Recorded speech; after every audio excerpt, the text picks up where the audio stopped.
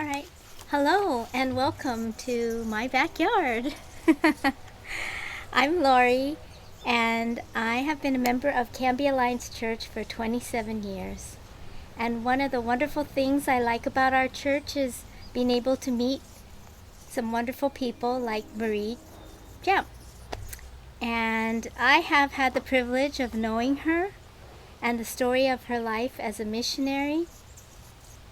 And I thought that is something that you will also be inspired by too. And that's why we are here today. Marie, tell us a little bit about yourself. How did you decide to go into mission work? Things like that. Well, thank you for inviting me. And yes, we have shared a lot of years together. I've always appreciated your friendship and being involved with you and with things at church. Like many things in life, going into missions is not just a decision that you wake up one morning and say, I'm going to go into missions. Maybe there are people that have had that experience, but for me, it was a long process. I came to know Jesus as my Savior when I was 9 years old. And when I was about 11, I was at a summer camp, and they had one of these kinds of kind of a consecration dedication meeting, and anybody who wanted to serve God in certain ways, you put up your hand. And I think the broadest category that they had was if you wanted to serve God wherever He might call you, put up your hand. And I said, well, that's pretty good. That's a lot of options there. So I could do that. And that decision didn't actually shape a lot of my actions, but I think God knew the state of my heart and knew that was a real dedication that I made and a promise to Him. So He kept putting things in front of me that made that happen. And I didn't always take the right choice. When I went to college, I kind of drifted away from the Lord. But then there was a point when I was a sophomore in college where He gave me the opportunity to transfer from the state school that I was in Michigan, State University, to Wheaton College. And which was in Chicago, a Christian college, when I made the application, it was more can I get in? I hear it's a hard school to get into. Can I? Not that I really want to, but can I? And the letter came back that as a transfer student, their places were already full. So I kind of thought that was a nice way of saying, your grades aren't really where they should be, and I'm not sure. They're not sure whether my attitude was what it should be. And a nice way of just saying, no. Yeah. But at Christmas that year, the next year, when I was a junior, halfway through my junior year, I get another letter saying, oh, there's some places open. Would you like to come starting at the end of January? And I really felt that was a direction from the Lord saying, I want you to rethink this thing now. You've already said you didn't think you'd go, and you agreed that, you couldn't go, but now I'm letting you know you really can go if you want to go. And so they held on to your application? They did. Wow. They did. And now, knowing how the economics of things work, I'm thinking that maybe they didn't have a full student load for the next year, and they're going back through who else ever wanted to come? So I said, okay, I'll go. So I transferred. It meant going to summer school that year because of school calendar year differences. But on the first day of classes, in an anthropology class, I met this young man who was wearing his Army ROTC unit uniform, looked very classy. So, and apparently he saw me as a face he had never seen before on campus and said, So we did get to know each other. That was John, my husband. And he also, excuse me, when he was 12 and there were 5 missionaries who were martyred in Ecuador, he had said at that time he would replace one of those missionaries, and he chose the pilot. So he was on kind of a pilot track, but he too was not really making every decision in connection with that major decision. But God kept putting in front of him, knowing his decision was real, the opportunity to do that. So we met two people with the same interest in anthropology, people around the world. Although he ended up a geology major and I ended up a journalism major. But the two of us married after we graduated from college. He took me from the Midwest to Oregon to finish a master's degree at the University of Oregon. Then he had 3 years of ROTC commitment service to the Army, and in which he went to Vietnam for a year, and our daughter and I lived here in Canby. And that was my first living experience here in Canby. I had known of Canby before that. And it was after he finished that time with a skill in helicopter piloting that we had to make the decision, should he go back into geology or should he follow up with his aviation? And after some advice, we both decided that was closest to continuing in aviation, was the closest to his original decision. So God had been very good at continuing to lead us along that way. It was, he needed 2 years of mechanics training, and then we needed introduction to whatever mission we were going with, and we had assumed it would be Mission Aviation Fellowship. We were not aware that the group we eventually ended up with, Wycliffe Bible Translators, actually had this flying arm.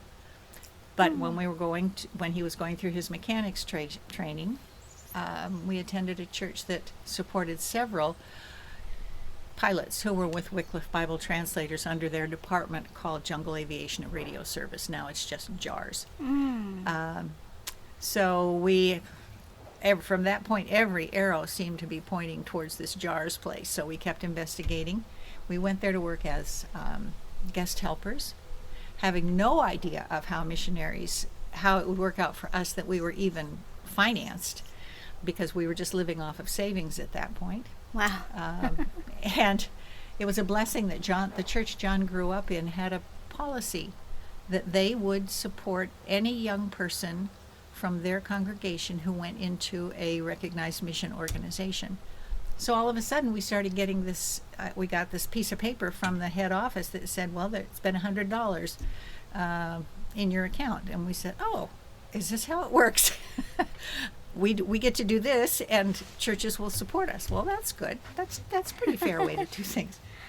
But from then on, God just continued to move. We did all of our training, and the only place that was using helicopters at that time within Wycliffe was Papua New Guinea. So that was where we went. We left in 1976 and did 3 terms there, so that was almost 18 years with our furloughs and things. Yeah. And took 2 children with us and had 1 child while we were there. So we came home eventually in 1993 after our second child graduated from high school with 3 children, and eventually worked in the regional office here in Portland for 10 years, and then moved to Dallas, Texas for another 9 years, and then retired in 2011 and returned to Canby. Okay. So that's it in a nutshell. Wow. That's amazing how your steps just went, and then you didn't know how to get support, and they just kind of jumped in. I'm sure we each had sat through services where missionaries would come, and we knew that churches supported missionaries, but somehow it just didn't connect that's how we would work. We would end up. Right. And God has been very faithful through all the years. Yeah, definitely. That's neat. Just a side question. So Lisa's your youngest, who was born there. How did her citizenship work? They didn't have a dual citizenship, so we registered with the embassy there, and she got a certificate or something of birth abroad. Yeah. And then we could apply for her passport. And citizenship, American citizenship. Okay, that's interesting. All right. Do you have any memorable moments that you can recall, while you were there in Papua New Guinea? Such a different... Oh my. I know. Yes. It's such a different culture, and I'm sure you had a myriad of experiences and friendships and relationships that are dear to you. Yes. Can you share a few of them with us? Sure. The center that we were at, well, first of all, the organization that we worked under was called the Summer Institute of Linguistics, which is another organization that works overseas. Wycliffe is actually a recruiting and training and home field kind of organization, and they send people out to work with SIL overseas or with the organization. And so SIL was what we worked under, and it accepts Wycliffe members from many different countries. So we had a number. I think our oldest daughter had like 12 different nationalities in her high school class of, 75 maybe. So there were native English speakers that we were working with. There were other Europeans who were there. There were Asians who were there. Any place, in fact, I'm trying to think, at that time, there were a number of, so Russia has a home Wycliffe organization, Hungary, more Eastern European ones also. So that was a culture shift. At that time in the 70s, they were all singing songs that were coming out of New Zealand, which we'd never heard before. So we had to learn a lot of new things like that just to work within our expatriate community. Wow. I remember coming home, maybe our first furlough, and sitting up in the front of our church old sanctuary that burned down, and singing the doxology. And it all of a sudden hit me that we had not sung that doxology since we left. And I realized that I had a part of me that had never really worshipped before. Since I left. Yeah. And it made me feel what other people feel like when they come, and all of a sudden they've had to leave a chunk of an important thing in their homeland. And when they can do that again, how much more it means to sing something that's familiar, or that speaks to your heart, really. And it gave me a much better understanding of why having the Bible in your own language is important, because you can read things in another language. I remember we gave a New Testament that had been translated into Hawaiian Pidgin to one of our church members who had grown up in Hawaii and in Pidgin, and he looked at it and he said, so when it says that Jesus and Mary had to go back to, Mary and Joseph had to go back to Bethlehem because they were of the house and lineage of David. And in the Pidgin Bible it says they were of his Ohana. And he said, oh, that's different. That's different when you're part of somebody's Ohana. It's different than being part of the house and lineage of David. That's foreign words. But I understand this now. It makes more sense to me. It feels better in my insides. Yeah. So that wasn't something that happened on the field, but the experience of having been there made that so much more clear to me. So there was a time we had been in Papua New Guinea for a year, and I had a miscarriage, and then I came down with hepatitis. Ooh. Hepatitis A. And John was to be gone for 2 weeks with the helicopter to do work with a bunch of missionaries out in another part of the country. And so there I was alone, and I had 2 kids and hepatitis, and I thought, I cannot possibly do this. And I remember walking home from the health center and thinking, there's no way, God. Well, I was sitting in the office afterwards, and a woman came up to me and said, you look really shocked. And I said, well, yeah, I am. So she took me home, and the community, the expatriate community came around, and they were like church. They were like the community, the body of Christ to me. But John came home. They arranged to have him come home to be there for everything. And he came down with it too. So there's two of us in bed. Oh. So some of his Papua New Guinea, everything was taken care of at home. Yeah. But some of his Papua New Guinean friends came over, and they didn't do anything. They just hugged him and they cried. Oh. And they just cried. They said how they felt that connection. And they felt his pain. Yeah. Yeah. And we learned through that sometimes just being there is more important than what you can do for your people who are hurting, your friends who are hurting. Same thing happened. John had an accident on his motorcycle and came home, and his face was all scraped up and stuff. And they just came and sat. That gave us freedom then for our Papua New Guinean friends when they had lost a loved one, when something had happened to them, just going and sitting. We also had the opportunity to spend 6 months as a family in a remote part of Papua New Guinea. The aviation department was trying out a program of, instead of trying to fly helicopters out and having them stay out there for a while. It takes a long time for a helicopter to get somewhere, a small helicopter to get somewhere, longer than the airplane. So they would go out and stay and keep the husband out there for a couple weeks, and then come back again. Well, they decided they would put a helicopter out there and a family out there, or a pilot. If he had family, they would come with him and stay for 6 months. They'd rotate the family and leave the helicopter there. And so we got the opportunity to stay on a very small center. There were, I think, 5 families of us. I got to track the airplanes and when they were flying in and out of the local airstrip, and do a couple other jobs. But we got the opportunity to go to a dedication of a New Testament. Oh, so I flew to John was taking the helicopter out with some of the New Testament, so we didn't go together. I flew separately on an airplane to a little river connection, and got in a long motorized dugout canoe and zooped up the river to this village, and got to be there when the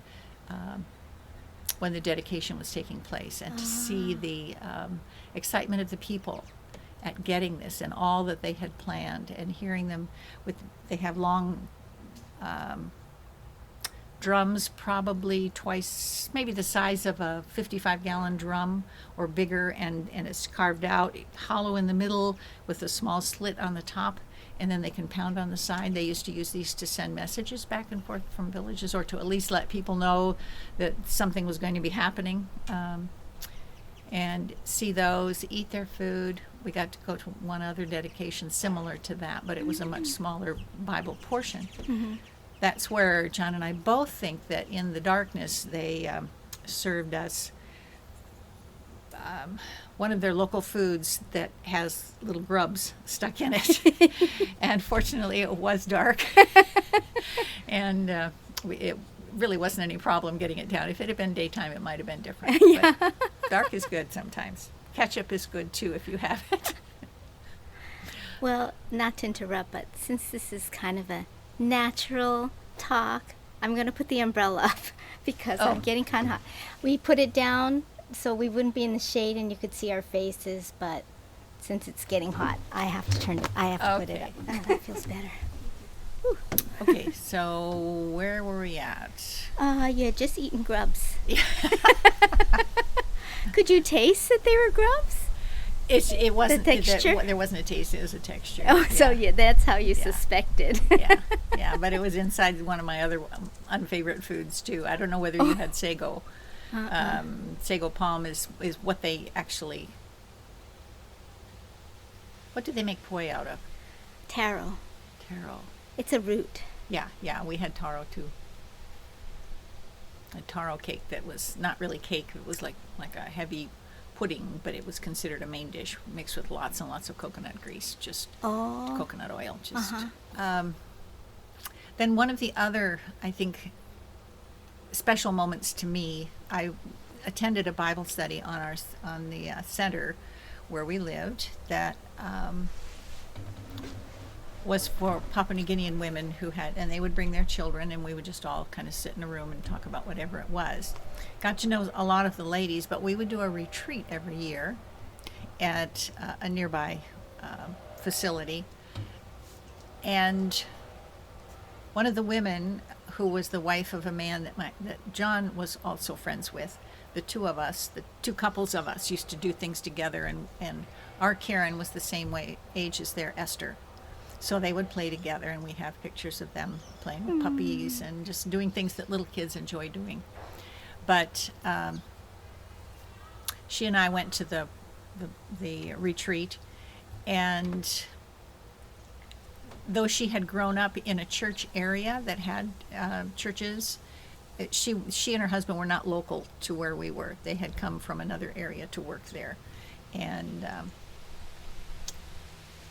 she had always gone to church and everything, but she realized that she really didn't know the Lord, and so she just came and asked me if I would show her what she needed to do or what to do to follow Jesus.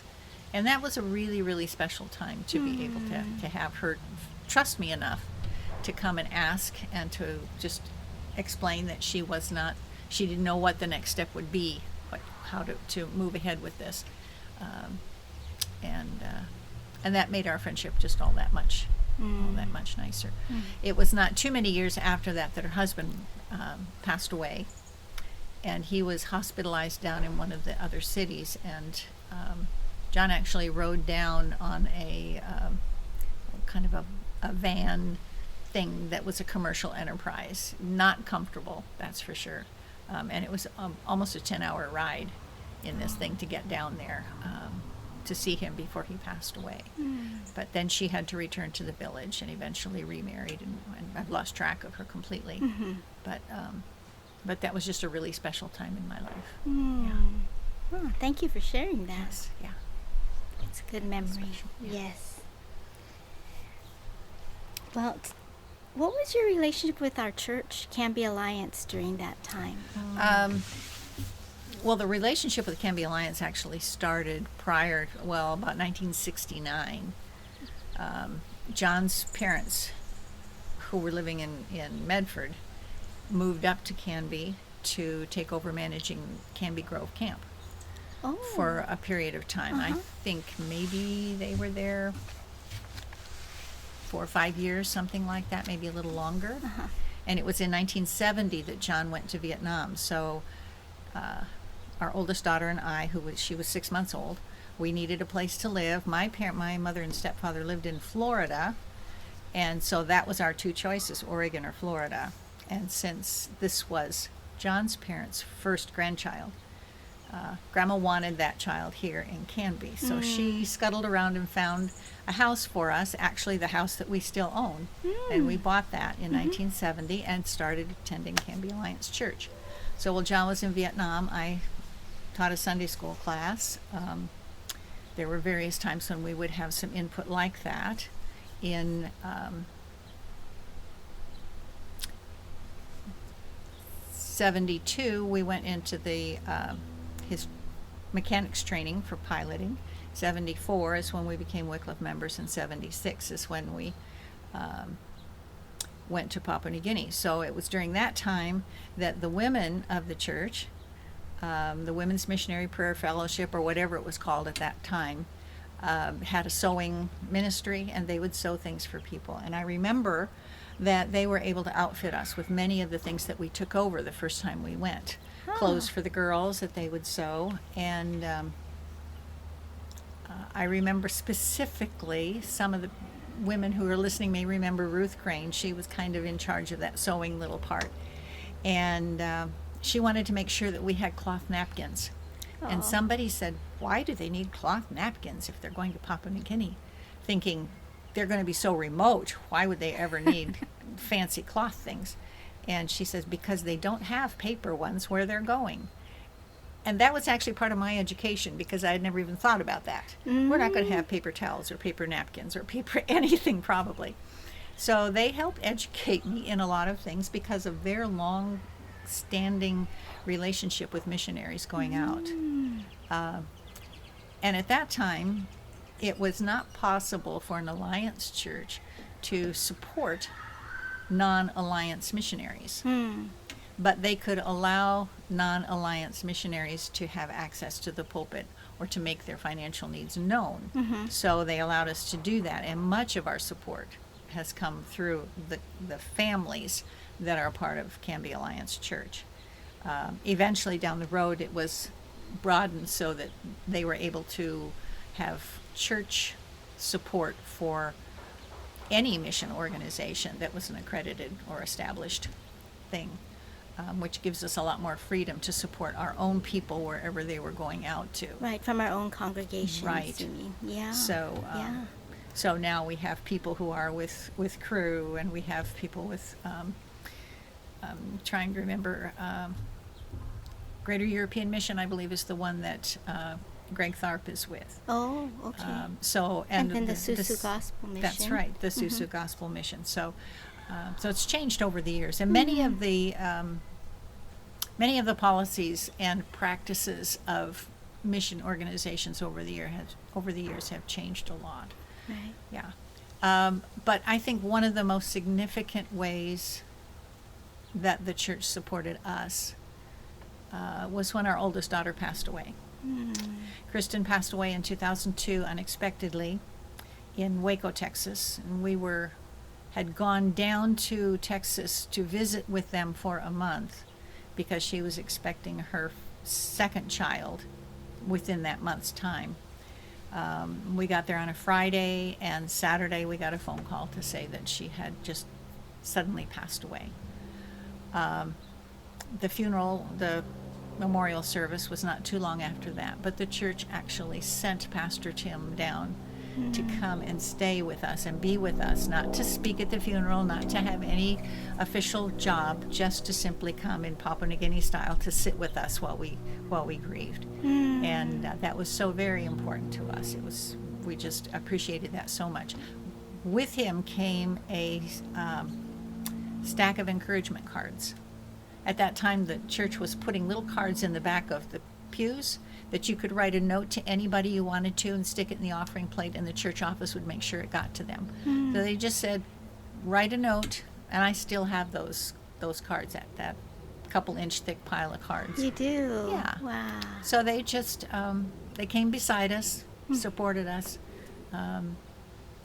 and it was just a real blessing. Yeah. Yeah. Wow. So it was not just missionary support, but just the things that you do for your church people. But to us, it just made such a huge difference. Oh, sure. It's such a difficult time, too. So John has been an elder. I've been on the missions team for every time we've been back in town, living in our house again. And since 2011, have been on the team. And I think that's been our major input. Yeah. Can you just tell us briefly about the missions committee? Sure. What that is? Yeah. The missions team is a group of people who voluntarily work with Pastor Tim is on it, so he's our church representative, but trying to keep our ear to the ground to know what's happening with our missionaries, where needs might be, ideas that we collect from wherever, leadings from God, discuss them as a group, and present them through Tim to the appropriate wherever they need to go, and support him as he deals with when we have visiting missionaries and such. I think our movement to connect with the Susu people started through the missions team at the end of 1999 or something like that. And I'm not sure if well, I have to give God opportunity. If we hadn't done it, somehow it would have happened, because I think it was God ordained. But yeah, so some things are big like that, which has had a 20-year commitment at least by our congregation, and a growing one. And little things that just happen one weekend and then it's done, and yeah. Yeah, okay. Yeah. Well, do you have some parting words for us today? regarding missions or evangelism, something dear to your heart? Well,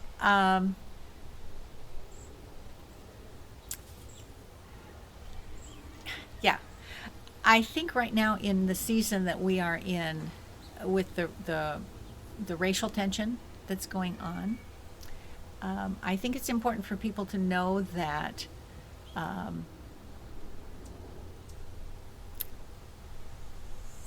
our African American brothers have had a big influence in the mission world. At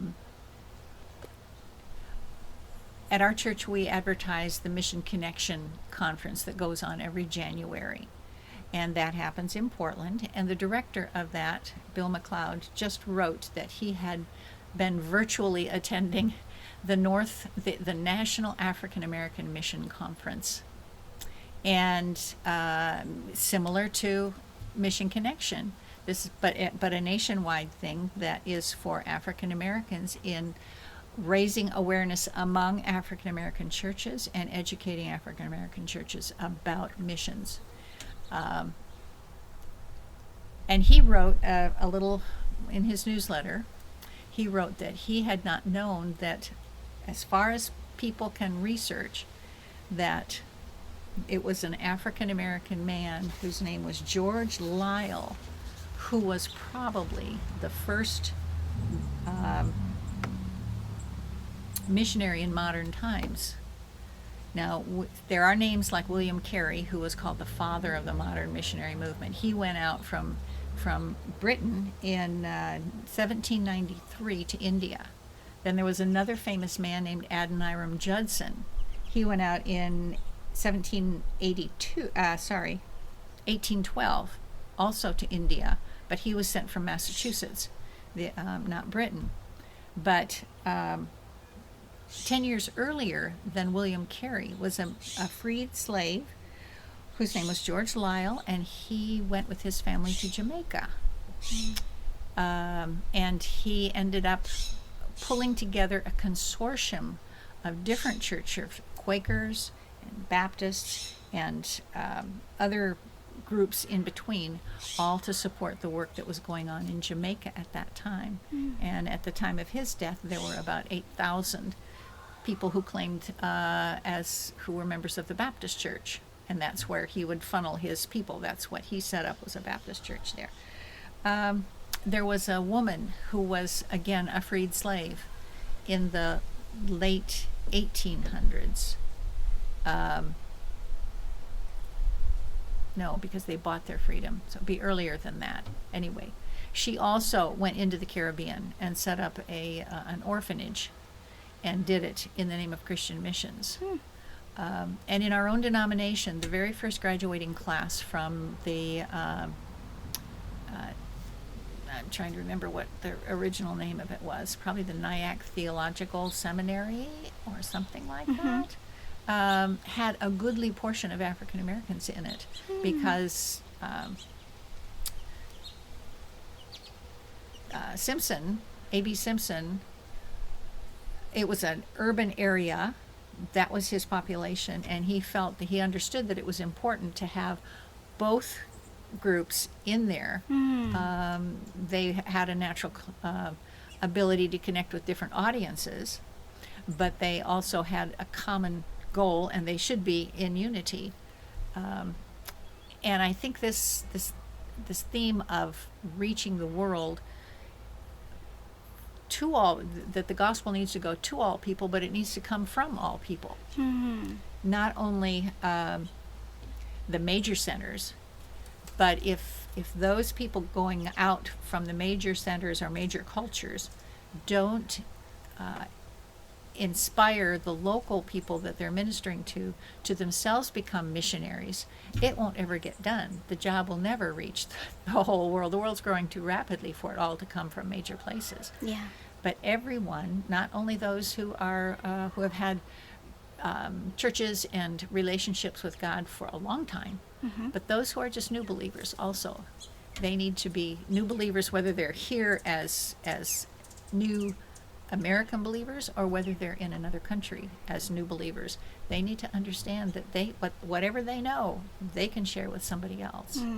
So I think that's one of the things that just with all this racial unrest, I'm just becoming much more and more aware of how much we owe to African American brothers Yeah. and sisters, and that we need unity between ourselves, but we also need to understand that God wants to use each one of us to go out. Okay, I think we can add a link to that article at the bottom of our video. Yeah. Okay. So. That would be good. Okay, well, thank you. You're very welcome. Yeah, and thank you for sharing this time with Marie and I. And until next time, have a great day. Thank you.